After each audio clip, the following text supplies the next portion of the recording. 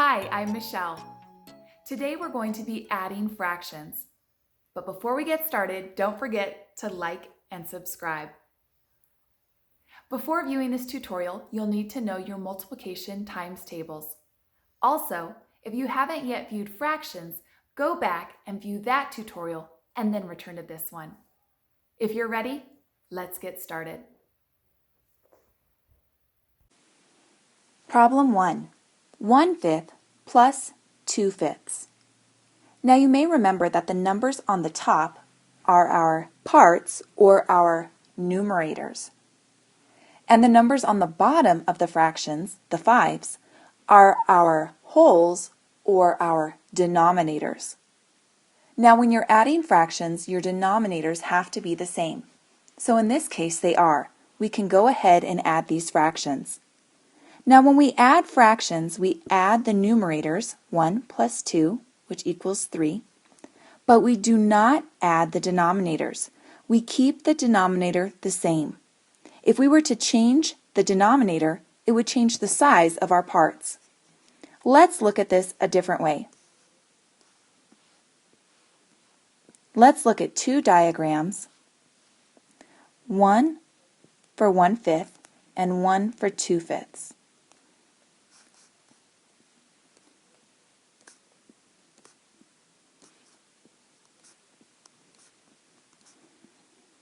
Both of these wholes are 5, and in the first fraction we have 1, and in the second fraction we have 2. 1, 2. So we have 1/5 plus 2/5. How many fifths do we have? 1, 2, 3. 3/5 total. Great job. Problem 2. 1/4 plus 1/2. Now in this problem our denominators are different. We have a 4 and we have a 2. So we need to get the denominators to be the same. What we can do is we can list the multiples for each number and find a common denominator. So let's list the multiples for 4 and 2. 1 times 4 is 4. 1 times 2 is 2. 2 times 4 is 8, and 2 times 2 is 4. 3 times 4 is 12, and 3 times 2 is 6. 4 times 4 is 16, and 4 times 2 is 8. Now that should be good enough for now. Now when we find our least common denominator, we want to find the smallest number that's a multiple of both. So as you can see, we have a 4 and a 4. That's our least common denominator. Now, in the fraction 1/4, we already have a 4 at the bottom, so we're going to leave that the same. We need to find a way to get 1/2 to have the denominator of 4. So how can we do that? Well, let's look at our times table. 2 times 2 equals 4. So we're going to multiply our 2, our denominator, by 2. And what we do to the bottom, we must also do to the top. 2 over 2 is equal to 1.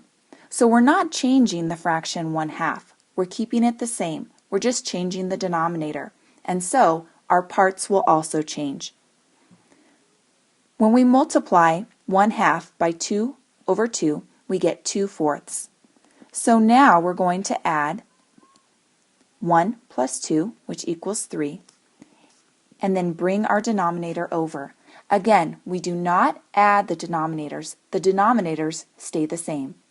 Our answer is 3/4. Great job. Problem 3. 2/3 plus 1/9. Now what's the first thing we need to do? Look at our denominators. We have 3 and we have 9. Now you may see the denominator answer right away. If you don't, go ahead and make a table and figure out what the lowest or the least common denominator is. 1 times 3 is 3. 1 times 9 is 9. 2 times 3 is 6. 2 times 9 is 18.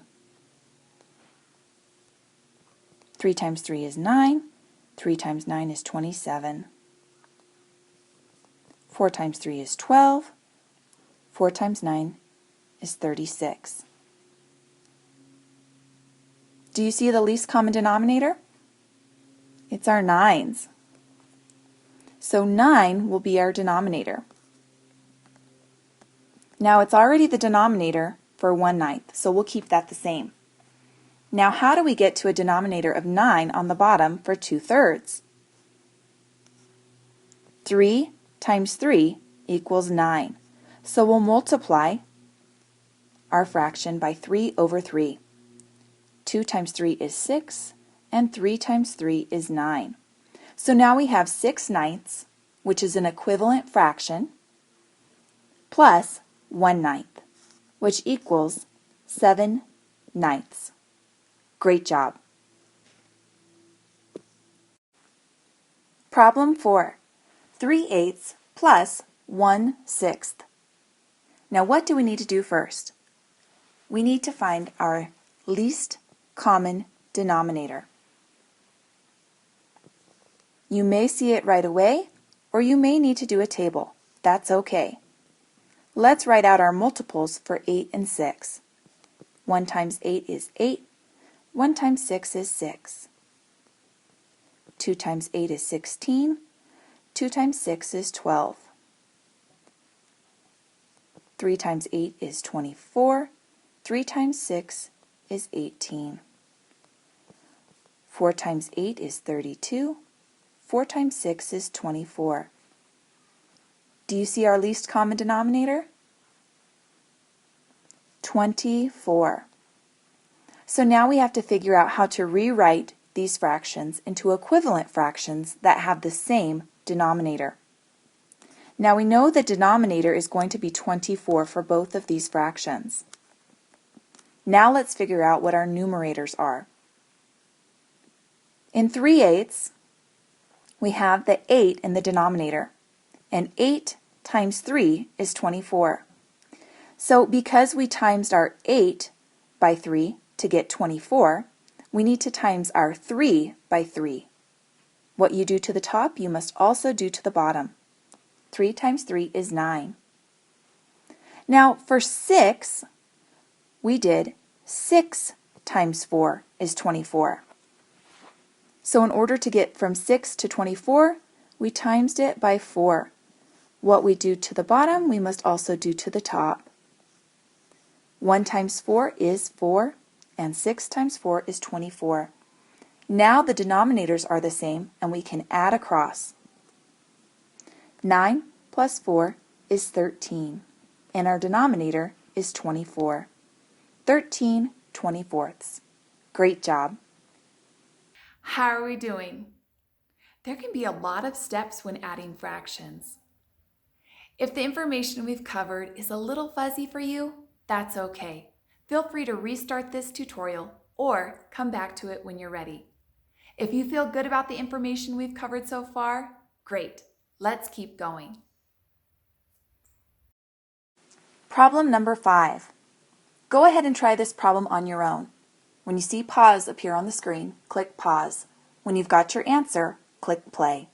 Good luck! Now you should have gotten 6/7. You'll notice that our denominators are the same, so we don't need to do anything to these fractions except for add the numerators. 2 plus 4 is 6, and we bring over our denominator, 6/7. Great job. Problem 6. 7/12 plus 1/3. Good luck!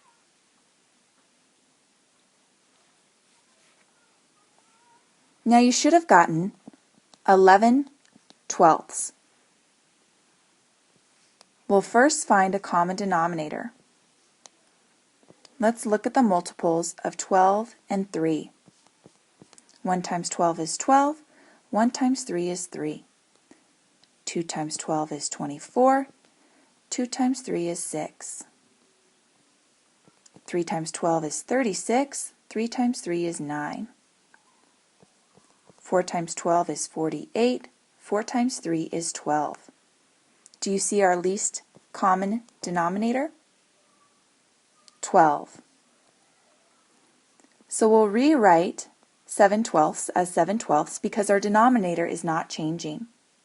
Now how do we get from 3 to 12? 3 times 4. So we'll multiply top and bottom by 4. 1 times 4 is 4, and 3 times 4 is 12. Now our denominators are the same, and we can add across as usual. 7 plus 4 equals 11, and our denominator remains the same. Our final answer is 11/12. Great job. You're so close. Only 2 problems left. You got this. Problem 7. 1/2 plus 2/10. Only a couple problems left, and then you're done.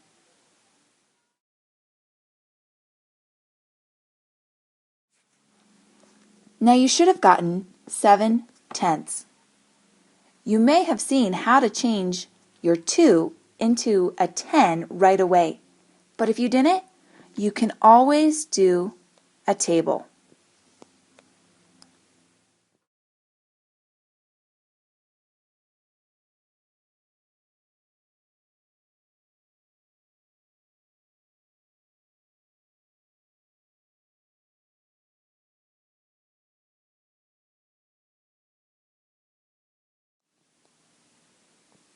We had to go a little bit further with this one because we didn't have any lowest common denominators until we got to our 5s.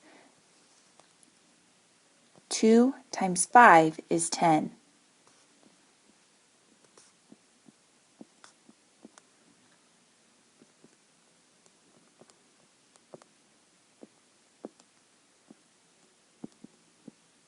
When we add across our numerators, we get 7/10. Great job. Problem number 8. Congratulations! You made it to the end. 1/4 plus 5/7. Good luck!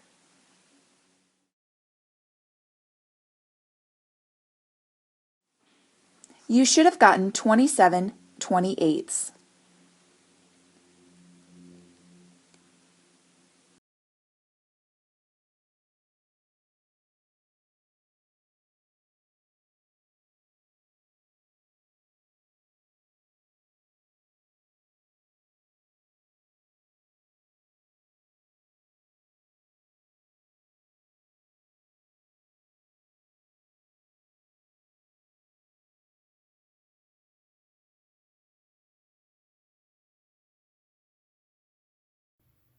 How did you do? If the information we covered is still a little fuzzy, that's okay. Feel free to restart this tutorial or return to it when you're ready. If you feel good about the information we've covered today, congratulations, you're ready to move on. Don't forget to like and subscribe. See you next time.